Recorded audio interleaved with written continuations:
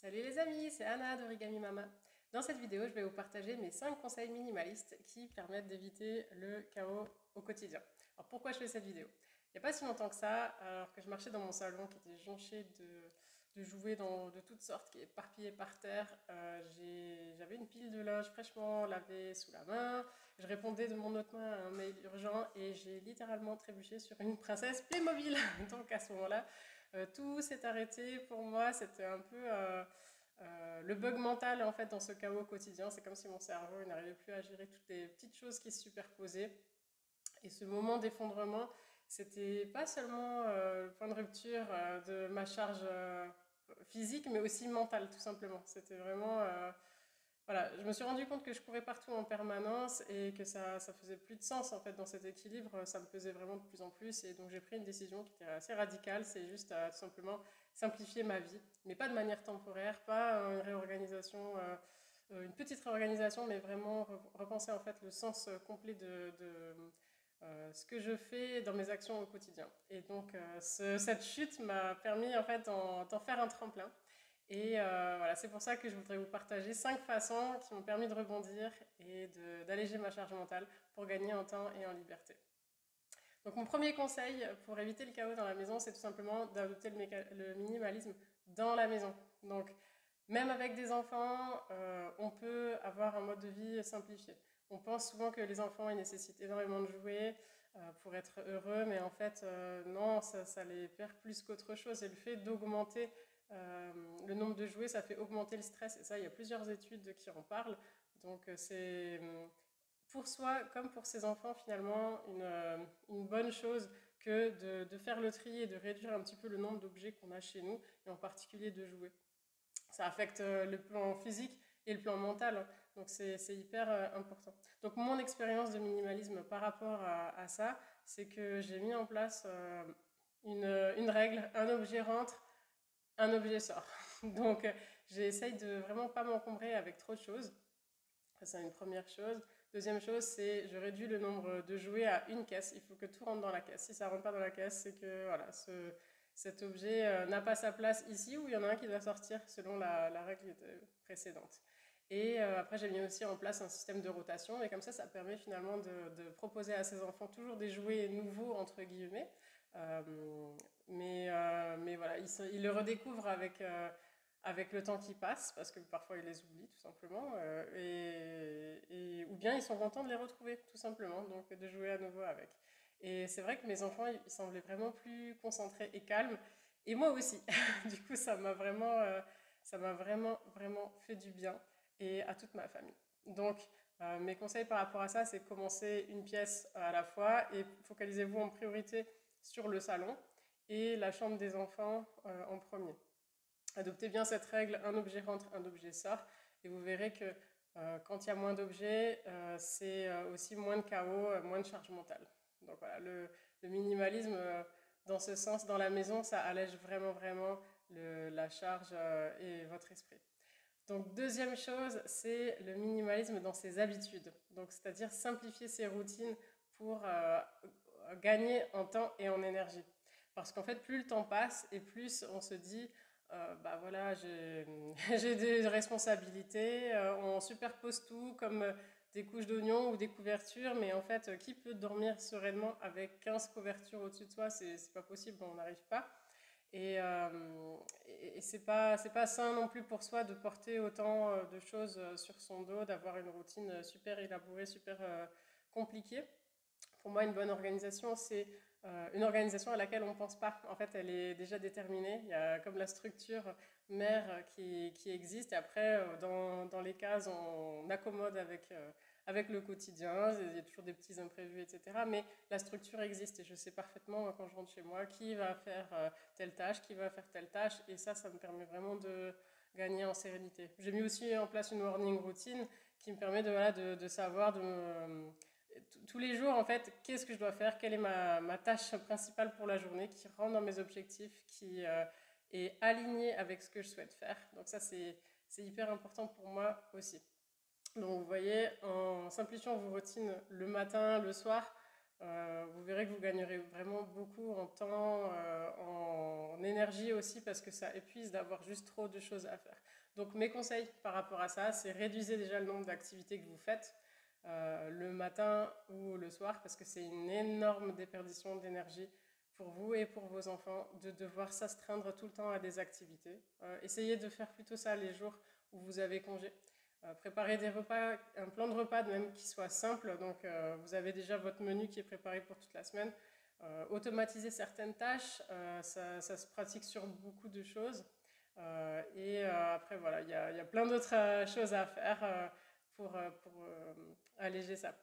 Un troisième conseil minimaliste pour alléger la charge mentale, c'est faire le tri aussi dans son dressing. Parce que il n'y a rien de pire que d'avoir 1 million de choses, on ne sait même plus ce qu'on a dans le dressing et on ne sait toujours pas quoi mettre. Donc il y a un principe qui existe qui s'appelle le dressing capsule.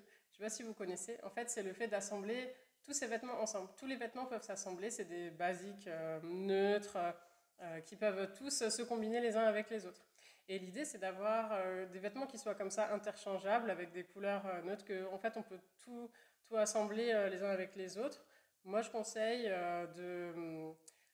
de prendre environ 20 pièces que vous aimez vraiment, 20 pièces qui sont vraiment des basiques polyvalents, interchangeables, et garder quelques pièces qui soient vraiment pour les occasions. C'est pas le dressing capsule stricto sensu, mais pour autant, ça permet quand même d'avoir un petit peu de flexibilité et de se laisser un petit peu de marge avec une petite folie, la couleur rouge si vous aimez, de rajouter un peu des touches de couleur quand vous en avez envie.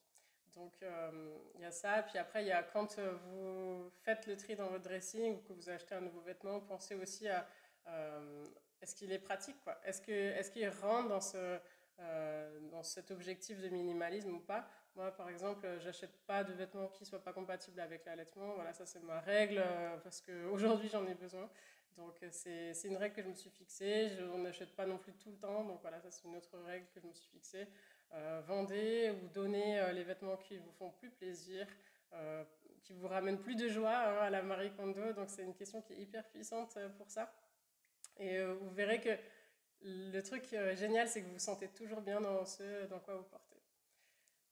Quatrième chose, c'est le minimalisme digital, pour reprendre le contrôle de son temps en ligne, parce que finalement l'utilisation excessive de tous les réseaux sociaux, c'est vraiment hyper néfaste. Ça a vraiment pour effet de créer de l'anxiété, de la fatigue. Moi, c'est vraiment quelque chose que j'ai remarqué. Aujourd'hui, j'ai plus de télé, j'ai pas de tablette, j'utilise l'ordi pour travailler, et après j'ai mon téléphone. Bon, j'essaie de limiter vraiment l'activité que j'ai sur mon téléphone, bah, surtout par rapport à mes enfants déjà, et l'exemple que j'ai envie de leur montrer. Et, euh, et après, ils voient que c'est pas forcément récréatif. J'utilise en mode audio, voilà, pour des histoires, typiquement si je dois leur mettre des histoires ou de la musique, mais on reste pas devant le téléphone finalement. C'est une aide supplémentaire, mais voilà, c'est vraiment quelque chose qui me permet de me libérer énormément de temps parce que euh, je suis pas en fait les réseaux sociaux, je suis pas toutes ces mamans qui sont parfaites, qui font énormément d'activités avec leurs enfants, complètement folles et élaborées.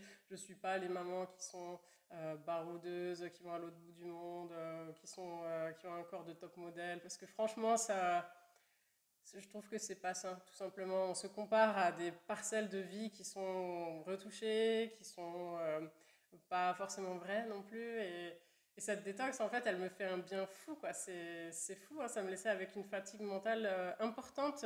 Et là, je vois à quel point j'en retire tous les bénéfices finalement.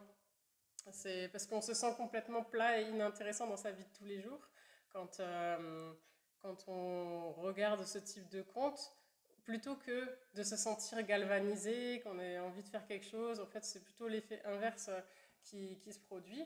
Et en fait, le truc, c'est qu'il n'y a aucune matière à comparer. Chaque femme est différente, chaque foyer est différent, les enfants sont différents. On ne peut pas faire la même chose. Et voilà, c'est juste pas réaliste en fait, c'est réalité tronquée et invraisemblable quoi. Donc voilà, moi mes conseils c'est vraiment Établissez-vous peut-être des créneaux horaires si vous voulez vraiment consulter les réseaux sociaux. Vous dites voilà, ça de telle heure à telle heure, ou de voilà, pendant les 20 prochaines minutes, je reste sur les réseaux sociaux et après j'éteins. Pendant voilà, tel moment de ma journée, c'est le moment où je regarde mes mails et après j'éteins.